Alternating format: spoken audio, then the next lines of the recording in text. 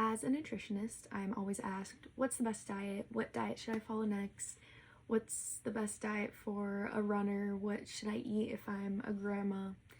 All of the above. So I thought I would go through a few diets and give my opinion. The first diet I want to talk about is the Mediterranean diet. This one is very popular. It ranks like #1 on all of the best diet to follow blog articles. So the Mediterranean diet emphasizes eating fruits, veggies, whole grains, beans, nuts, legumes, olive oil, and flavorful herbs and spices, fish and seafood at least a couple of times a week, and poultry, eggs, cheese, and yogurt in moderation, while saving sweets and red meats for special occasions.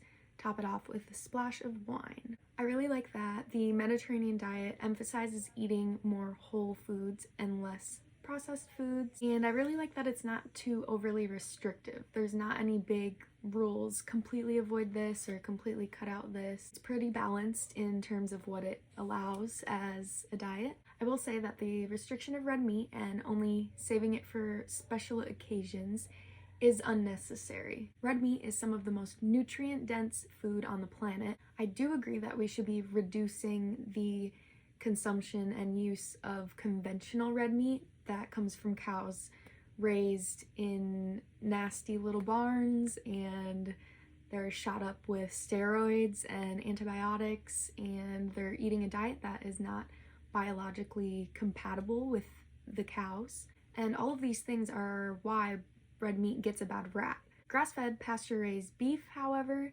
should be a part of a healthy and balanced diet. The next diet I wanted to talk about is the vegan/vegetarian diet. I'm just gonna couple these together because they are pretty similar.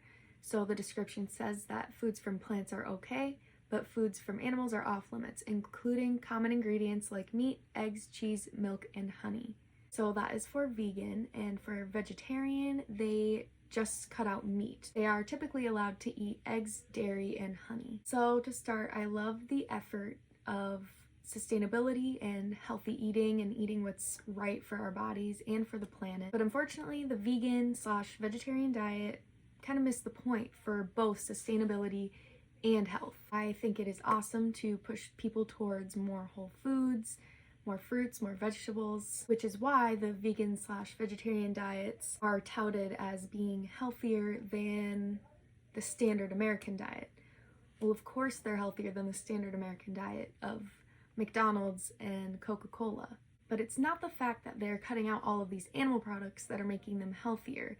It's the fact that they're eating more real foods. There are kind of two categories that I've seen of the vegans, vegetarians. There's the category that really eats whole foods. They eat fruits and vegetables and nuts and seeds.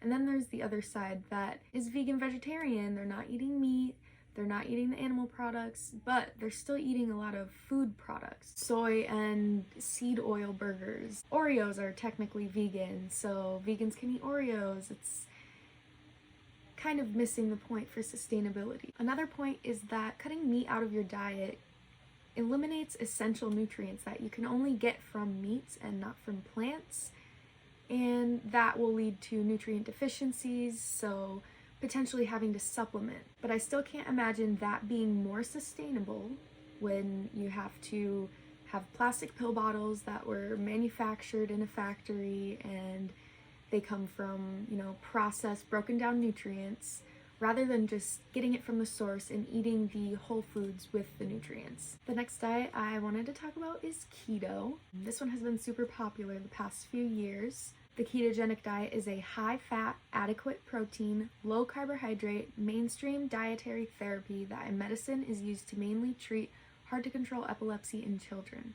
The diet forces the body to burn fats rather than carbohydrates as fuel. For the general public, this diet is fairly restrictive. If there's a diet that tells you to limit your fruit or vegetable intake, that's a pretty big red flag. Fruits and vegetables are made up of carbohydrates, and when you're following the keto diet, you're only allowed to have a certain amount of carbohydrates because otherwise your body will come out of this process called ketosis, where the body is burning fats rather than carbohydrates. This diet is pretty unique in the fact that it actually is changing a mechanism and a process in your body as big as burning a different type of fuel. As the description stated, people use it for treating epilepsy, and they also have used it for other chronic illnesses like diabetes and Alzheimer's. Obviously, if you fall into that category of chronic illness, keto diet might be something you try out with your health practitioner. Otherwise, for the general public, I find it pretty restrictive,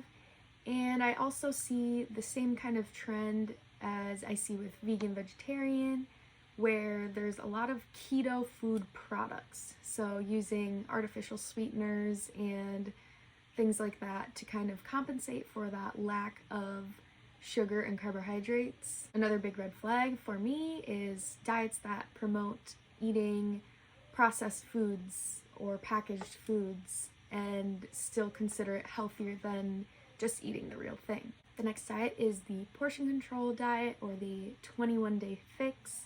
So this diet, I believe, is used for a lot of fitness programs, weight loss programs. They basically give you different color-coded containers, and each container is like a serving size for that category. So they have like a fruit container that's this big and a protein container that's this big, or something like that.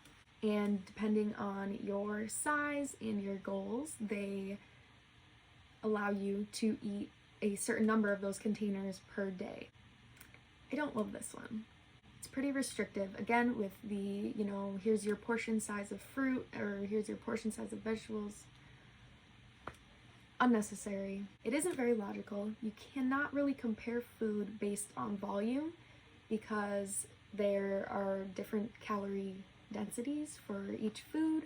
Imagine 500 calories of spinach, which is like an insane amount, versus 500 calories of avocado, which is probably doable for most people. You just can't break down food based on size like that. I also don't love that this one kind of ignores body cues and signals. So a big thing with eating is learning how your body responds to different amounts of food, different kinds of food, and learning your hunger signals and fullness signals. But when you're breaking food down into eat this much, you're kind of disregarding that. I think they were making an effort to make nutrition easier for people, which is awesome, but I also think they were making an effort to sell a product and get people on their bandwagon. Lastly, I wanted to talk about intuitive eating. The description says a non-dieting approach to changing your eating habits is also known as intuitive eating. According to the National Eating Disorders Association, intuitive eating is about trusting your body to make food choices that feel good for you without judging yourself or the influence of diet culture. So some things that I like is the freedom aspect of it. There's no strict rules on what you can and can't eat. You're really learning how to listen to your body and find those hunger and fullness cues.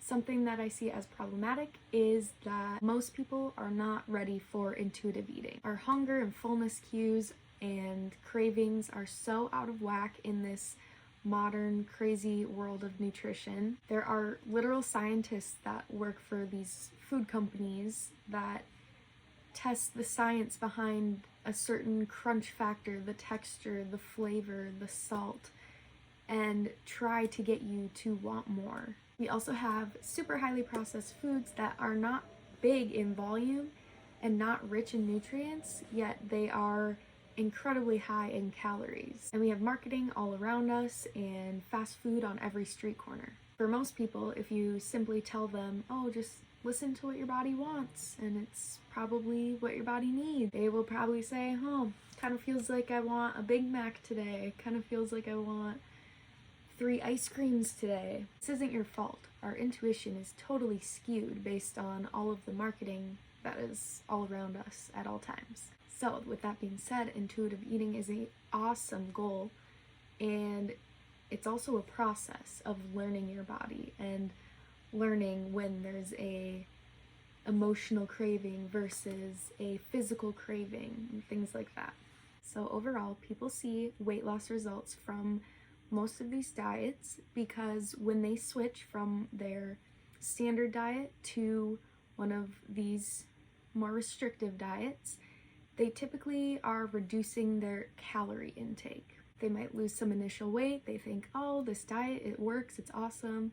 And then they plateau because calorie reduction isn't everything. And then they get sick of their diet and can't do it anymore because it's too overwhelming, too many rules. Many people see health results because of this transition from highly processed foods to maybe a little less highly processed foods, more fruits, more vegetables. So the problem wasn't the meat that they cut out, it wasn't fat in general, it wasn't carbohydrates in general, it was the fact that most of their food was coming in a box. So what is the best way to approach your diet? Trying not to fall into the marketing traps of most of these diets, and simply eating more whole foods. Fresh vegetables, fruits, nuts, seeds, meats, dairy, and there aren't crazy rules and regulations that you have to follow. Hopefully that's helpful to you and your wellness journey. Make sure you comment any questions.